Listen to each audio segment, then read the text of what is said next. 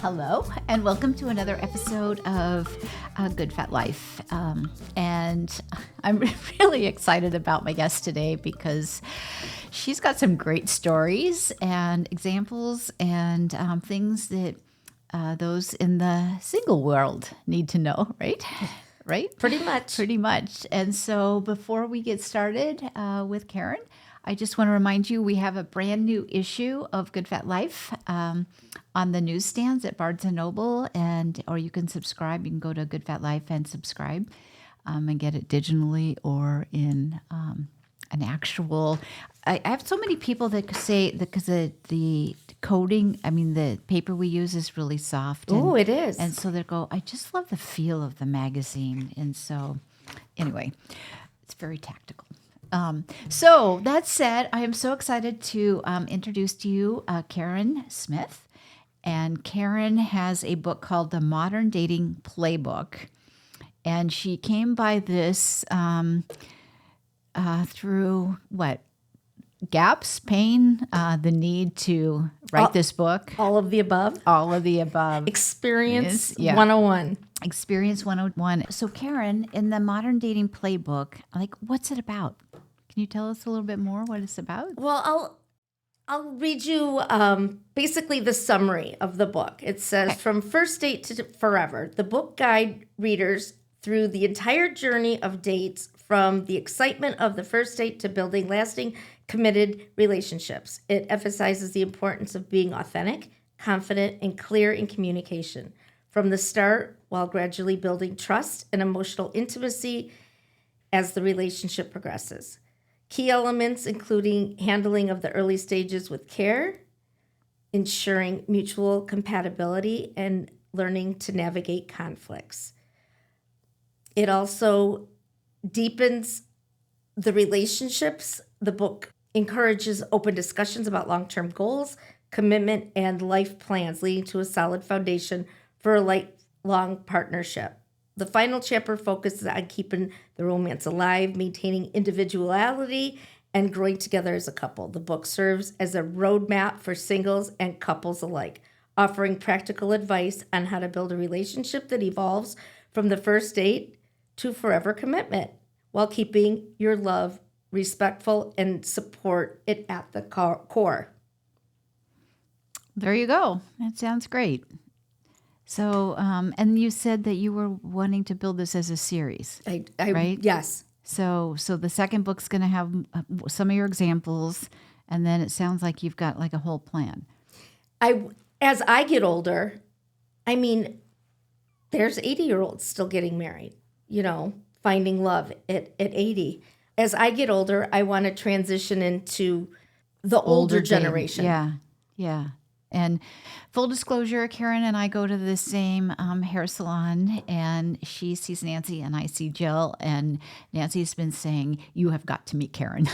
So I'll think her. Yeah. So anyways, and we all love Nancy and Jill and the work that they do. It's such a fun place. And I'm like, if Nancy says, I need to meet you, I need to meet you, right? She's so sweet. She is so sweet. But so tell me, you grew up in Brighton. I did. And you had a horrible car wreck.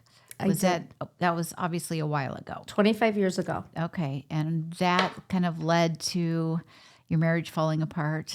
And as it does, right? Things happen. I wasn't the person he married.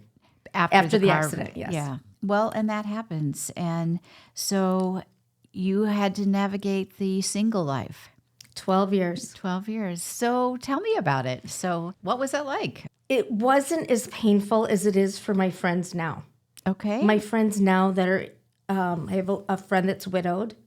I have a friend that is divorced, and I have a friend that is divorced twice and pretty young, and just going through the rigmarole and not having boundaries. And when I was dating, I found myself coaching the men on how to date me. And some people will say people come into your lives for two reasons, either to keep the people or stay in someone's life or to teach someone. And probably that's a great way of looking at it, right? You either keep them or teach them. Oh, that's great. Okay. And I taught a lot of people, and they ended up in very successful relationships after they dated me. And it was meant to be. It wasn't meant to be for me. It was meant for me to be able to coach them and teach them. And it was so fun for me. It drove me crazy many times. I mean, being on dating apps 12 years ago, 15 years ago, wasn't what it is today. Today, it's just unbelievable. I couldn't do it. So what makes you say that? What's today like for your friends that are single and that are looking for a relationship?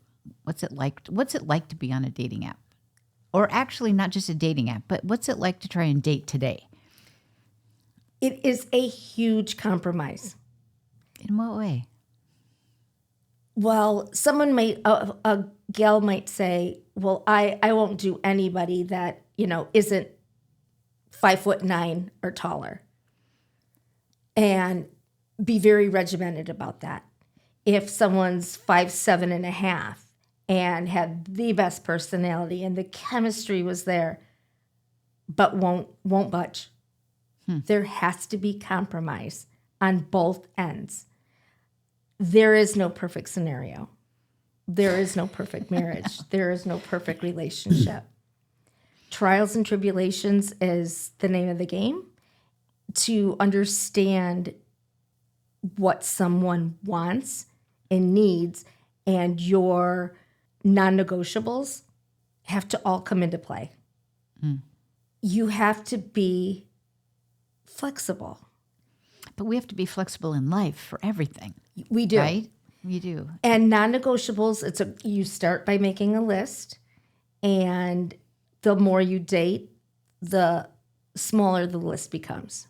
Well, I would imagine for somebody who's gone from a relationship, like who's widowed or now divorced, and is in the dating world, you kind of have to start somewhere.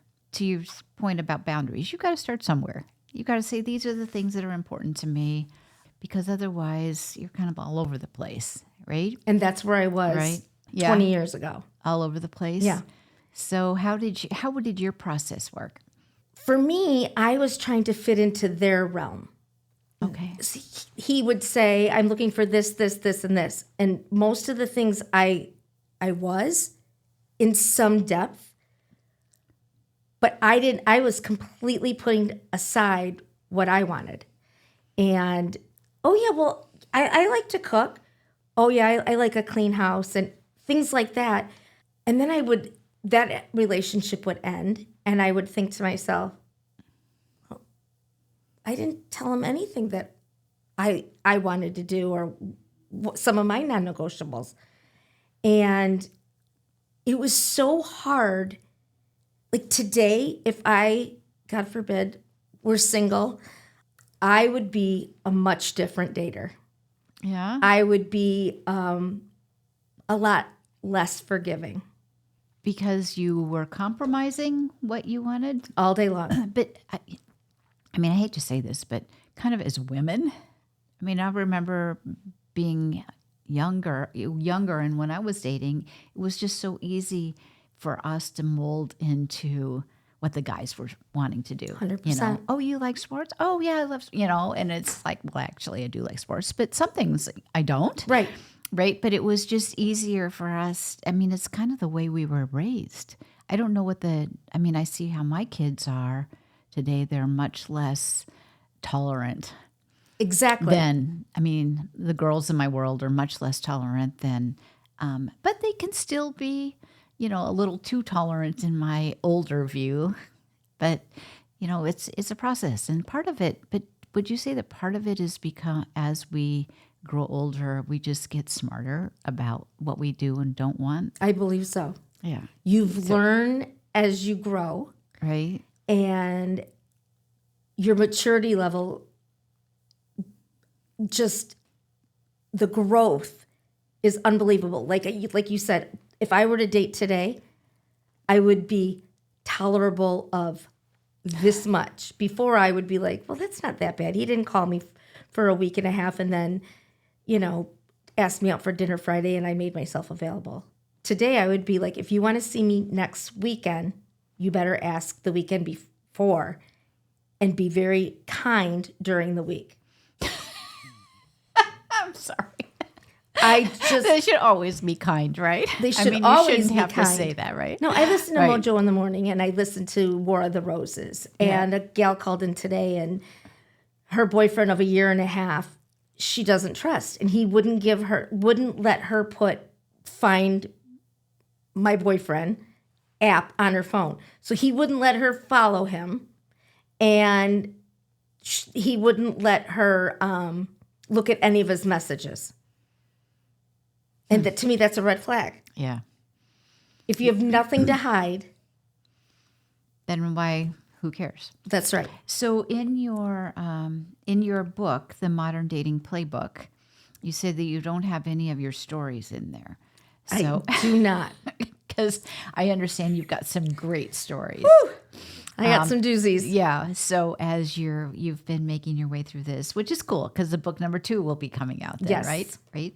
So, but you said you've got a little book of big red flags. So can you talk about like a couple of your red flags? I mean, that would be one. That, It's you're it's not. the most adorable book. I didn't write it, but I live by it. And some things would be a little red flag. I'll call you in the morning. I'm super busy today, but let's touch base on our ways to work tomorrow morning. And that phone call never comes in. And maybe 2 days go by. And then he calls and says, I'm sorry, I've been super busy. If you're in a relationship and you're exclusive with one another, to me, that would be a non-negotiable. If you're just starting out dating, you have to be flexible. There's no reason, for you to be so stern and just by the book. There's flexibility until the two of you get to know each other. Right. Right. I mean, that to me, I guess, would be a red flag if somebody was adamant that as you're just starting a relationship and they're adamant that you're available to talk to them in the morning when you're on your way to work. Yes. Right. But, So, I know that you now do coaching. So you do dating coaching. So what does that look like? I used to only coach men. Okay. Because okay. I learned that through my dating experience. I've veered off. I think I have a lot more women asking me details than men right now. Men that have been married for years, 15, 20, 30 years, don't want to learn another way. Women keep doing the same thing over and over and expecting different results. That's the definition of insanity. Right. If you like what you like, and do what you do, you'll always get the same result. I have a little saying that I tell people that ask me questions and do the complete opposite. I call them ask holes. You ask me what to do, and you do the complete opposite. And then you're like, why didn't this work? Or they call me bawling. Why am I always in this situation? Because you don't listen. You refuse to change your patterns, and this is the end result. For example, sleeping with someone on the first night because you're feeling it. He's not worthy of you and your little temple on the first night. Get to know him. That's the only advice I can give to someone who's just starting out dating. Get to know him. 3 months dating him, you don't fully know him.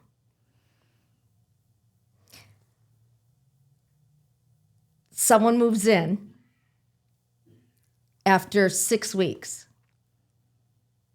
and you plan a wedding, and you do all these things that are gearing you up for marriage because you really, really, really want to be married. To that person Yes. or to anybody? Well, I think to anyone. Okay. But this one kind of sort of fits the bill, only to find out he will never get married again. He lost his wife to cancer. His in-laws are not allowing him to move forward and keeping their handle on him because they never want their daughter's memory gone. And he wants somebody in his life, but he can't move past until maybe someday when the in-laws pass away. Wow. There's a lot. I mean, it's the common. There's just so much more baggage as we get older. Oh, right? yeah. And so much more to navigate. Yes. And kids and grandkids and all of Yes. that. Right. Yes. And I just think that, I mean, my friend was devastated over this situation.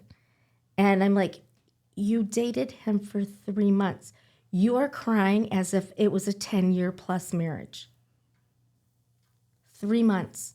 That's not a long time. No, but when our heart's involved, it can get involved pretty quick. The heart feels what it feels. Yeah. And I completely understand that. But pump the brakes. So what is that your kind of like biggest advice? So like, don't sleep with somebody on the first date. Right. And then just take it slow? Are those your like two biggest things? Yeah. I mean, but have a conversation with him. It doesn't have to be what's your social security number on the second date and what's your credit score. And those things are important if it's important to you to have financial security and whatnot. However, you can't ask that out of the gate. Get to know them. So that said, I mean, but then you did meet your husband. You did meet him on a dating site, a dating app, and it's worked out really well. It's been incredible. Right? And so while there's been these kind of stories and lessons, would you say that it was worth it? I wouldn't change it for all the money in the world. Okay. I wouldn't. Because it was worth it. It Yes. was like all of those bad dates. Nope. And I would say to him, months into dating him, I swear, if you are somebody that you're not telling me who you are, this is over. If you're not somebody you say you are, I'm done. And he's been everything and more. He says being married to me is like flying a kite in a hurricane. Oh. And I said, that's a good. That's okay. I like that. That's okay. Yeah, I bet. I'm a lot. Yeah, but I warned him. Yeah. Okay. Fair enough. So on your coaching, have you had some success stories with your coaching? Yes, I have. I also am brutally honest. And I have to say it's more the female than the male that I have to get stern with. Is that because of what? Expectations or behavior or what? All of the above. All of the above. Okay. At our age, typically we're divorced or widowed, unfortunately. And when the female starts dating a man that has an ex-wife because they have children together, the female does not want anyone to, the female doesn't want the male to still have contact with his ex-wife. But that's unrealistic, right? 100%. And that's not good for, it's not, it's not healthy. Right. And jealousy, thank God I was not born with that. Neither was my husband. Neither was my first husband. And that to me is just cancerous.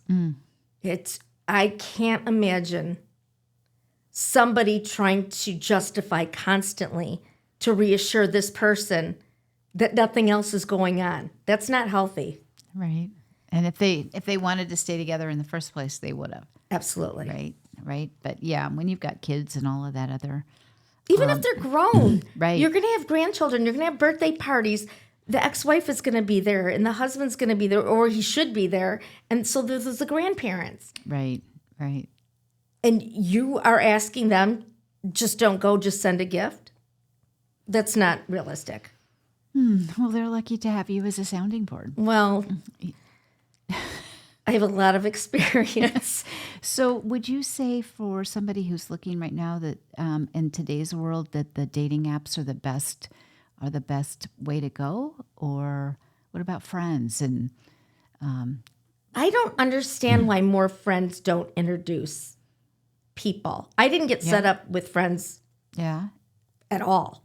Oh, I got this nice guy that I would like you to meet.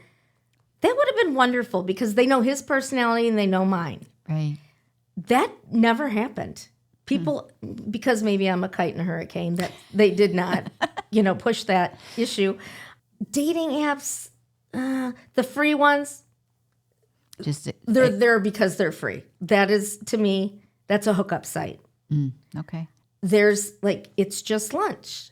It's a really nice dating site, and they match you, and you don't know that person. You don't see a picture of that person, and they connect you either by email.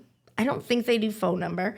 And then they ask, where would you like to meet? And usually the female will pick, let's meet here at noon. And so they're both working. They're both busy, successful individuals. They meet there for lunch, and they can decide from there. Do you want to go on another date, or you want to move on? It's very expensive, to the tune of $5,000 and up. Oh, wow. So do you pay like a one-time fee? Yes, and you only get maybe 5 dates out of the $5,000. Oh, wow. Yeah. Okay. There's another site called Detroit Singles. I joined that. I had a friend that had success on her first date, and it was awful. It was very awful. And that was super expensive. And so what would your advice be for somebody who's looking for a site, an app?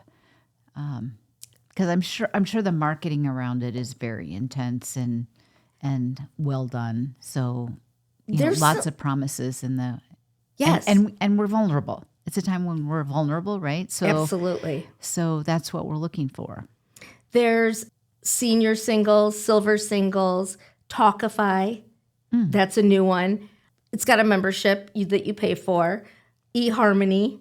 It's a very intense several-page profile sheet that you have to fill out. And I met my husband on Match. And my girlfriend married her husband off of Match. It was successful. So we've got a number of friends that have met on I don't know which sites, but yeah, they've been together for years and decades actually. Nice, right? And happily. Yes, nice. So there's lots of success stories, but I'm sure everybody's got the horror stories, but then there's lots of success stories too. Yes, right. So, well, good. So when can we see your book 2? It'll probably be at least a year. Yeah. Okay. Are you having fun writing it? You have no idea. I am. And the stories names are changed. Yeah. To protect privacy. But I have, and everyone I dated had a nickname. Okay. My husband was Mike FD for Ferndale. He lived in Ferndale. Okay. Because Mike's a common name. Yeah, I'm excited to publish it. So if you were going to give a piece of advice, or just somebody hears this and they're like, yeah, I'm now going back into the dating world, what would you say to them is where to start? Or I would love them to call me. I would love to go out and either have a cup of coffee, have a drink, sit down, and tell me your wants and your reasons, and just plan it all out. I have a 20 benefits of hiring a dating coach layout that I came up with. Just talk to them about what their non-negotiables are and some people have trauma and what triggers you on things like that. But I would love to just sit down and have a cup of coffee or a drink with you, and I would love to help. Have a conversation. And if somebody is not in the general Brighton area, what if they're in Arizona? Talk on the phone? Yeah, we could do a Teams meeting, and we could do, video conference is fine. Have a coffee or a drink on Zoom. Yeah. We could, It all works, we did that right? during COVID. Yeah, we did. Happy hour Zoom. On Zoom. Yes. Well, good. So if people wanted to find your book, how would they do that? I have the book right now on Amazon. Okay. It's called The Modern Dating Playbook, and it's by Karen Smith. Just look it up on Amazon, and you can order it. And if you have Prime, it'll come to your house probably that day. Got it. Okay. Sounds good. Thank you. I'm so glad that Nancy was adamant, right? She wasn't taking no. She's a rock star. She is a rock star and just a great human. All great. I mean, that's the other thing too. Great humans attract great humans, right? People do business with people they like. Yes, they do. They do. So it's just been really fun to hear a little bit. Seriously, I can't wait to read your book. I know it'll be fun. And it'll reinforce when my husband does things that make me crazy. I will just go, that's just okay. It's all good. It's all good. How many years have you been married? We've been together almost 40 years. That's incredible. So, we're pushing that. And there's times where he just drives me crazy. And then, I would be, but I would miss you if you're gone. If I would really miss him if he was gone. Exactly. So it's like, it's okay. It's okay. Yeah. Right. So I just will take a little hike or take a deep breath or something because like you said at the beginning, there's no perfect relationship. No. We all have our stuff. And those on Facebook or Instagram that look like it's perfect, I call it fake book for a reason. Everyone has their struggles. Not possible. Even your very best girlfriends, there's still things that drive us crazy. Right? Absolutely. And we've just figured out how to navigate that. And love each other. In fact, that's what makes our friends, our best friends. It's like, me and you still love me. Exactly. Right? Exactly. Right. And I love that idea of growing older together. And it doesn't, friends, spouses, whatever, family members. That's the joy. To me, that's a real gift. In life is just growing older with the people we love. Yes. Right. I love that. Yeah. And that's really kind of the heart of Good Fat Life is how do we take care of ourselves in ways so we can have a good fat life. I love that. There you go. So on that happy note, I would like to just do a quick shout out for one of the for Hands On Health Chiropractic, who is in my life.